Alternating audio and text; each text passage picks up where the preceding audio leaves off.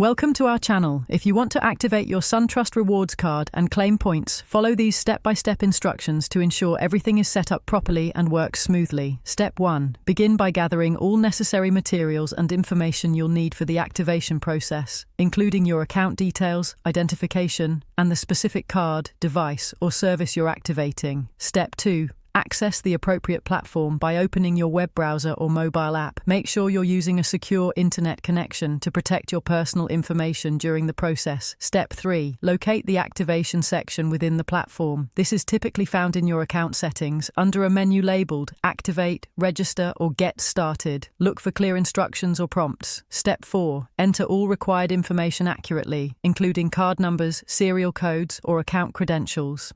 Double-check each entry to avoid errors that could delay activation. Step 5. Follow any verification steps that appear on screen.